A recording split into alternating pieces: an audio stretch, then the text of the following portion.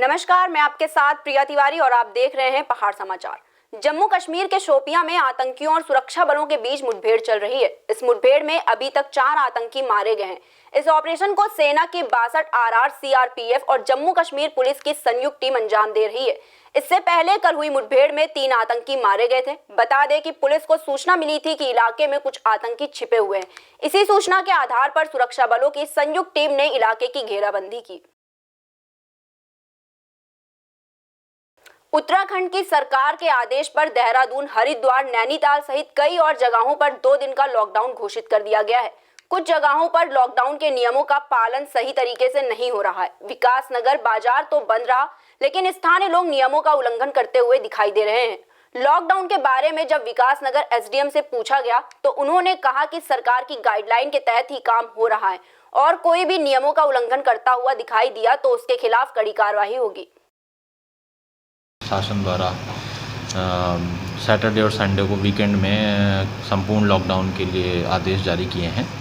उसमें जो ज़रूरत की और आवश्यक वस्तुएं हैं उनको खुला रखा जाएगा, जिसमें सब्ज़ी फल की दुकानें हैं और साथ ही जो कि निर्माण कार्य हैं या कृषि से संबंधित क्षेत्र हैं या मदिरा की दुकान भी उसमें सम्मिलित हैं, जिनको खुला रखा जा सकता है, जो लॉकडाउन में प्रतिबंधित नहीं है।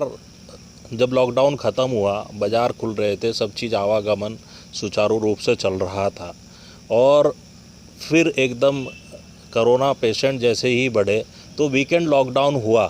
अब वीकेंड लॉकडाउन को भी सरकार ने एकदम घोषित करा। इसका एक खाका बनना चाहिए था, उसमें क्या चीज़ खुलेंगी क्या नहीं खुलेंगी वो उसमें आना चाहिए था और उसकी 2 दिन पहले नागरिकों को संपूर्ण जानकारी प्रशासन द्वारा दी जानी चाहिए थी और प्रशासन कहता कि इसका सख्ती से पालन होना है। अब वीकेंड लगा, शनिवार इतवार को लॉकडाउन है, शुक्रवार की रात को आदेश आ रहा है, तो आधों को तो यही पता नहीं लग रहा कि शनिवार और इतवार को लॉकडाउन है। पेट्रोल, डीजल, रसोई गैस की बढ़ती कीमतों के खिलाफ उत्तरकाशी के पुरोला में सरकार के खिलाफ कांग्रेसी कार्यकर्ताओं ने नारेबाजी की। प्रदर्शन करते समय प्रदेश कांग्रेस अध्यक्ष प्रीतम सिंह ने कहा कि प्रदेश सरकार हर काम फेल साबित हो रही है। आम जनता के सवालों पर सरकार मौन बैठी है। बढ़ती महंगाई के कारण आम जनता पर दोहरी मार पड़ रही है। कांग्रेसियों ने इस प्रदर्शन में सैकड़ों कार्यकर्ताओं के साथ जिलाध्यक्ष और नेता भी शामिल रहे।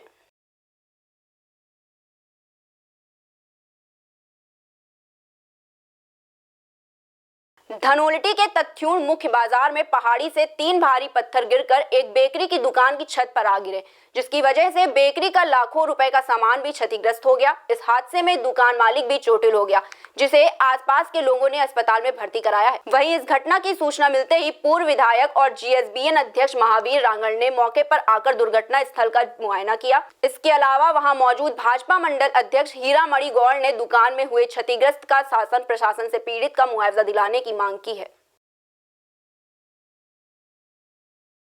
ये आज सुबह 8:30 बजे के लगभग यहाँ पर बेकरी की एक दुकान है मजेपुर से कमल नैन भट्ट जी की, और वो अपनी दुकान में थे। उनके साथ उनका नाती भी था और शुक्र ये रहा कि उनका नाती बाजार गया था और बुजुर्ग जो कमल नैन भट्ट जी हैं वो अपनी दुकान के अंदर ही था।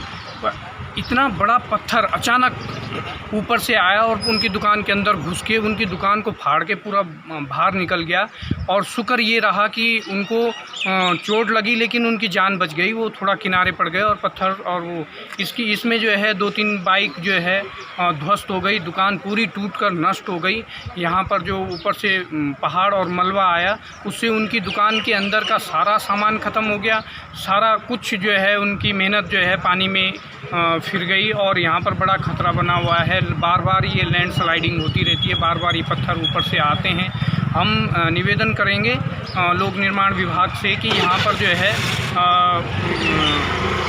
यहाँ पर जो ऊपर से थोड़ा सा इसको कटिंग की जाए ताकि जो है बार बार ये पत्थर ऊपर से ना आए और मलबा ना आए।